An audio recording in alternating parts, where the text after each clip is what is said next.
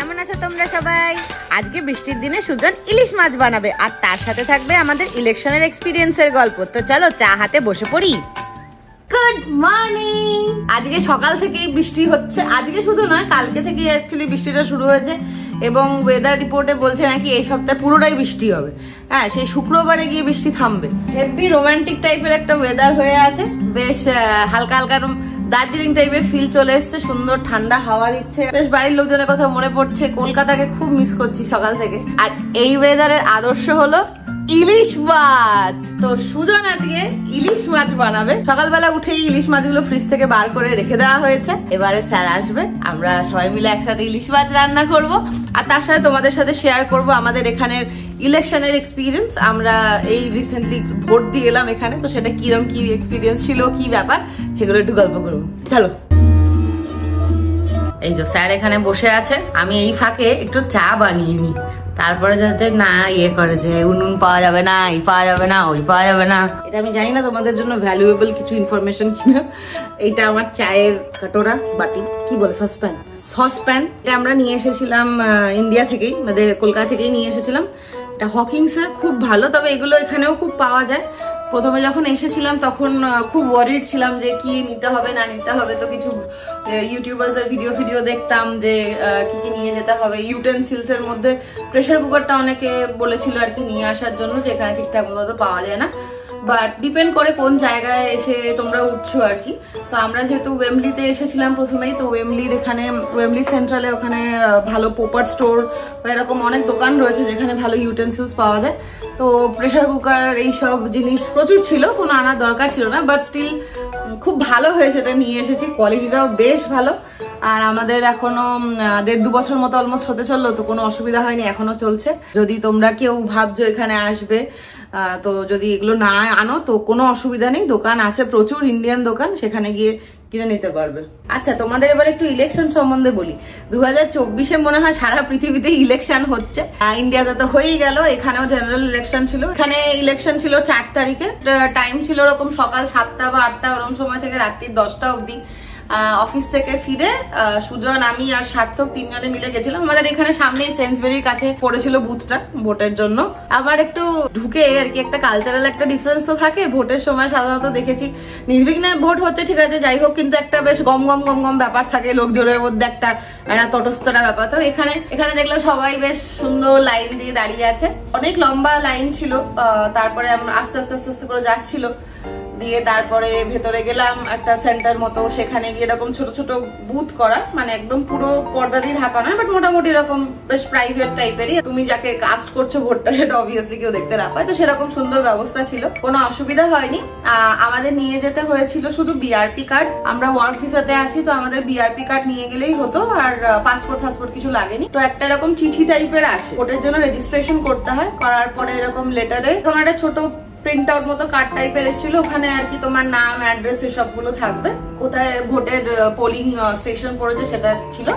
তো সেটা নিয়ে চলে গেছিলাম আমরা 3 জনে। ওরা সবগুলো চেক করে ভেতরে চলে গেলাম, পেন্সিল দিল আর ছোট একটা পেপার ছিল, যেরকম ব্যালট হয় আর কি, যেরকম আমাদের আগে হতো না। তো এখানে ওরকম পেন্সিল দিয়ে শুধু মার্ক করে দিতে হবে আর কি, যে দাঁড়িয়েছে এখানে এমপি, তো তার এগেনস্টে বক্স আছে, সেখানে গিয়ে শুধু মার্ক করে দিতে হবে। তো এখানে এরকম ব্যাপার নয় যে শুধু সিটিজেনরাই ভোট করতে পারবে, যারা ভিসাতেও আছে তারাও এখানে ভোট করতে পারে আর কি।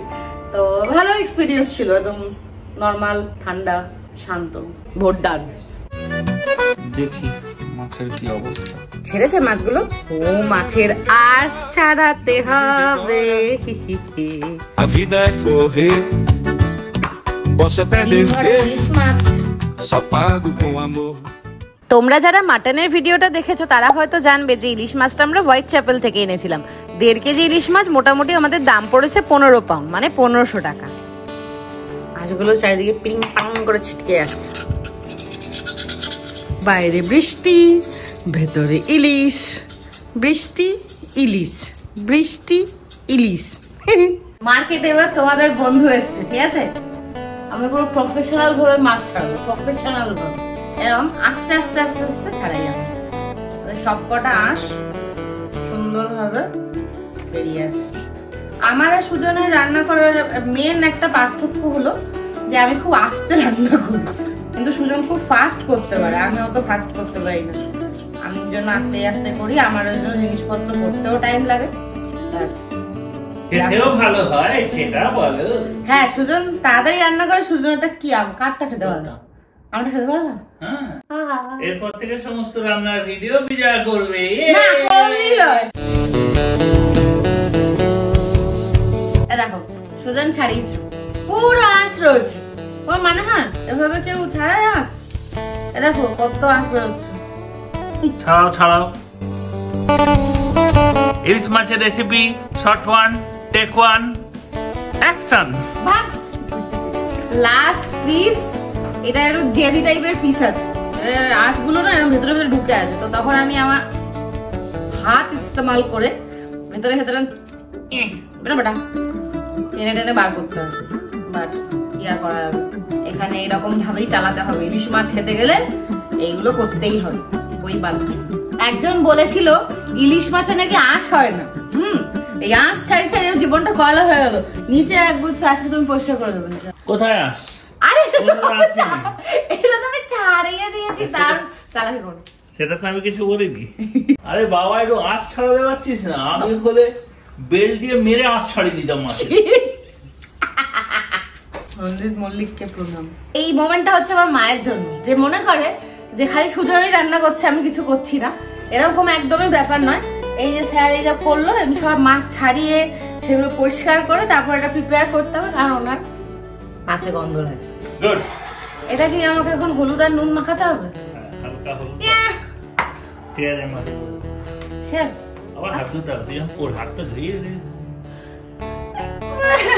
আচ্ছা ঠিক আছে, হলুদ নুন মাখিয়ে দিচ্ছি। যাও যাও যাও, তুমি কি যেগুলো ভাজা খাবি সেগুলোকে আলাদা করে বেশি হলুদ দিবি, যেটা ভাপে হবে সেগুলোকে অল্প করে।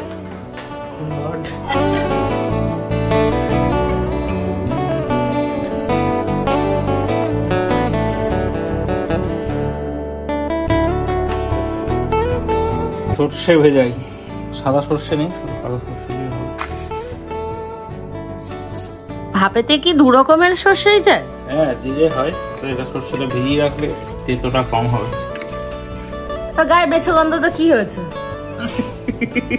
ইলিশ মাছ রাঁধবে, হ্যাঁ মেছো গন্ধ হবে না। তুমি মেছো বুড়ো, তুমি শাকচুন্ন। মার্কস অ্যান্ড স্পেন্সার থেকে আগের দিন এই বিস্কুটটা কিনে এনেছে সুজন। আমিও গেছিলাম ওর অফিসের ওখান থেকে, যে ওই চকলেটের একটা ভিডিও করলাম, হোটেল চকলেট। ওখানে ওর অফিসের পাশে এমএনএস আছে, ওটার ফুড থেকে এটা কিনে আনা হয়েছে। এটা আমি এখন খেতে চাইছি, সুজন আমায় খেতে দিচ্ছে না, কারণ এটা ঢেলে রাখার জায়গা নেই, এটা নাকি নেতিয়ে যাবে। কিন্তু আমার তো এটাই খেতে ইচ্ছা করছে, তা আমি এটাই খাবো। অমনি খুললাম, অমনি চাইতে শুরু করে দিয়েছি। সুজন এখন দেখছে ভাপের জন্য বাটিটাই ডেচকির মধ্যে বসছে কিনা। নিচে বসানোর বাটি দিয়ে দেবো একটা, কেকের বড়টা। এটা হয়ে যাবে মনে হয়, দেখো তো। হ্যাঁ এটা হয়ে যাবে মনে হয়। বাহ পারফেক্ট, বহুত বড়িয়া। আইডিয়াটা কেমন দিলাম? এই যে ডেচকিটা বীর হনুমান, এই ডেচকিটা আমরা পোপার স্টোর থেকে কিনেছিলাম। এটা কেনা হয়েছিল মেনলি বিরিয়ানি বানানোর জন্য। তো এটার মধ্যে ভাপাও সুন্দরভাবে হয়ে যাবে। এটা আমাদের নিয়েছিল 11 পাউন্ড না 14 পাউন্ড, 35 পাউন্ড, মানে 3500 টাকা এই ডেচকিটার দাম। এখানে হাতাগুলো খুব ভালো না, আশ্বাস টাইপের হচ্ছে, কিন্তু কলকাতার হাতা অনেক ভালো। ধারা ধারা ধারা না, ডাবরের সরিষার তেল। বাপরে,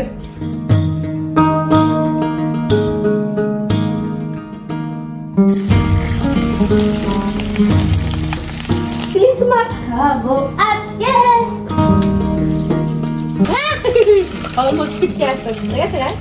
ও বাবা পালাই।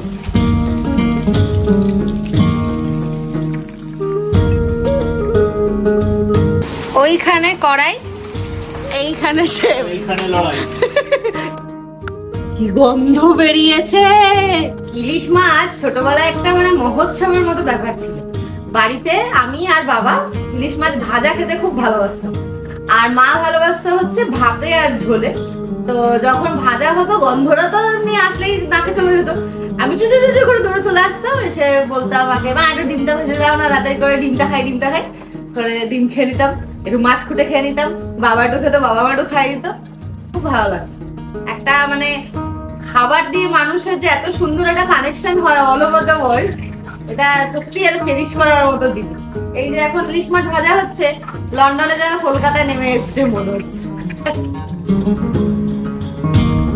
লন্ডনের এইসব অ্যাপার্টমেন্ট আমাদের এই বাঙালি খাবার বানানোর জন্য অ্যাপ্রোপ্রিয়েট কিনা এটা খুব চাপের দিন, কারণ এই স্মোক অ্যালার্ম যে কখন বিট্রে করে দেবে কোনো আইডিয়া নেই। তো ইন্ডিয়ান আর বাঙালি রান্নাটা তো সুন্দর করে পুরো হয়, তো এই অ্যাপার্টমেন্টে মোটামুটি আমরা ভালোভাবে স্ট্রেস টেস্টিং করে নিয়েছি। যেমন দেখো দরজা খোলা, হ্যাঁ জানলা ফাল্লা গুলো একটু খুলে রেখেছি যাতে ফায়ার অ্যালার্ম এই বদমাসটা বিট্রে না করে।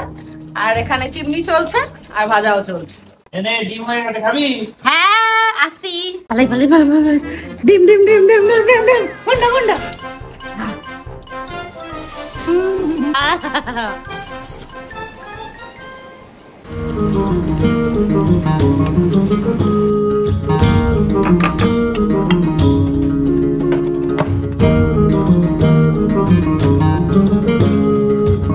শেফ রান্নাঘর আবার প্রিপেয়ার করছেন নেক্সট রাউন্ডের জন্য ইলিশ ভাপে। এমনি নারকেল তো পাওয়া যায়, খেয়ে আবার কাটবে, এই জন্য গ্রেটেড কোকোনাট পাওয়া যায়। গ্রেটেড কোকোনাট দিয়ে বানিয়ে দেখি কেমন হয়। এটা একটা কায়দা, আমি কোনদিন করিনি, এখন করে দেখছি কেমন হয় দেখি। কাজু দিয়ে দিলে মিক্সিতে বাটা, কাজু দিলে তেতো ভাবটা কমে যায়। অল্প কাজু দিতে হবে নাকি? 4-5।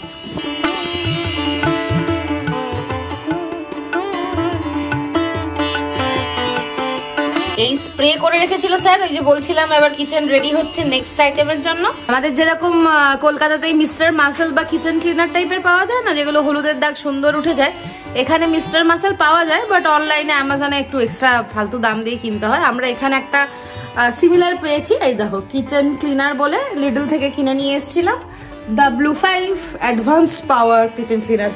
তাই হোক হোয়াটএভার, এটা বেশ ভালো, সিমিলার। এরকম আমরা স্প্রে করে দিই, হলুদের বা রান্নার যা দাগ থাকে সুন্দর উঠে যায়।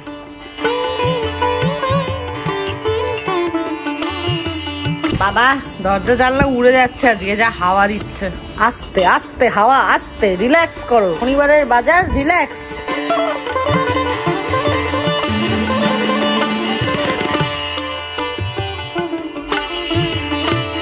দই দিয়ে একটু।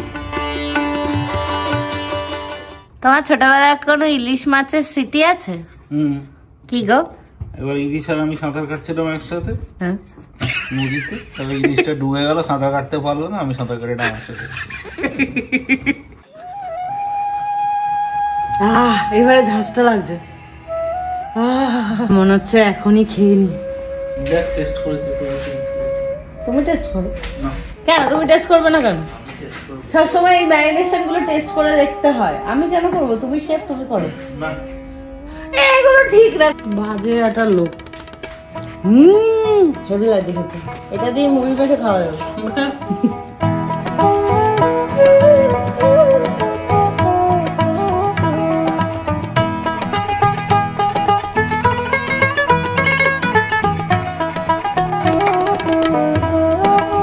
সুন্দরী ইলিশ মাছ, ইলিশ মাছ। বাটি পাওয়া গেছে, বাটি চেটে চেটে খাই, টেস্টি।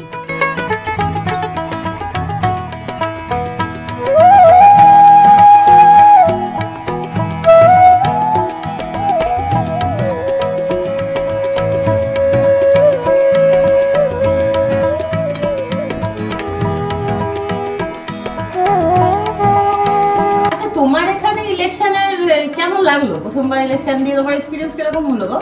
ভালোই, ঝামেলা নেই কিছু, চুপচাপ মোটামুটি সবাই যাচ্ছে গিয়ে দিচ্ছে। একটু লাইন আছে, বাট একটু লাইন দিয়ে গিয়ে আরামসে দেখে ইজি প্রসেস, খুব একটা কিছু অসুবিধা নেই। আর তো এখানে ইলেকশন দেখলে মনে হয় না যে ইলেকশন হচ্ছে বলে, কোথাও কোনো আওয়াজ টাওয়াজ নেই। জেনারেলি ওই লেটার বক্সে প্যাম্পলেটগুলো বা এজেন্ডাগুলো দিয়ে যায়, এবার ওইটা দেখে নিয়ে তোমরা তোমাদের ক্যান্ডিডেট সিলেক্ট করে যাকে ভোট দেওয়া দিতে পারো, তো অসুবিধা কিছু নেই, ভালোই বেশ। আর ওইগুলো বলো আমাদের বন্ধুদের যে তুমি আর সার্থক ওখানে কিরকম বদমাইশি করছিলে? কিছু বদমাইশি করছিলাম না। কি আমারা নেতা কেসা হোক? हमारा नहीं तो जैसा भी हो। আরে ওখানে গিয়ে সুজন বলছে যে আমাদের যেরকম সিরিজ ফিরিজ টিভিতে দেখায় না যে আরে হামারা নেতা কেসা হো, হ্যাঁ সুধীর ভাইয়া জেসা এরকম টাইপের, ওখানে গিয়ে ওর সার্থক এরকম ফিসফিস করে বলছে হামারা নেতা কেসা হো, এরকম ভাবে নাম নিয়ে বলছে ফিল নেই। আর সার্থক তো এমনি পাগল, হ্যাঁ এটারও মাথা খেয়ে দুজনে মিলে এরকম বদমাইশি করছে ওখানে। আমি চুপ করে শুনতে পাবে, লোকদের পুরো শান্ত, এখানে লোকজন মোটামুটি একদম চুপচাপ ভদ্র হবে একদম থাকে, আর এই দুজনে মিলে নাড়া লাগাচ্ছে।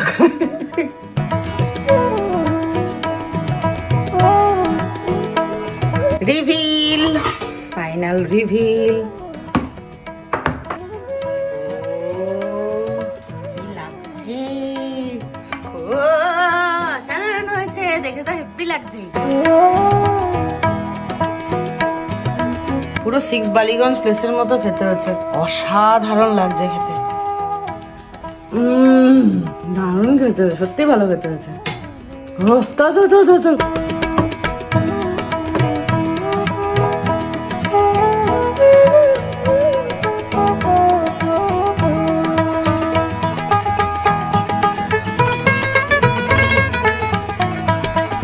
গরম ভাতে ইলিশের তেলও, তার সাথে একটা ইলিশ ভাজা।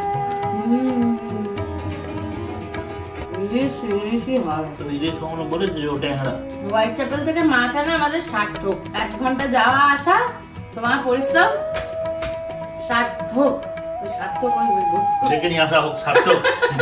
সার্থক বললেই বন্ধুরা কথা মনে পড়ে। Thank you for watching, bye. Bye করছি আর এদিকে ছিটকে যাচ্ছে।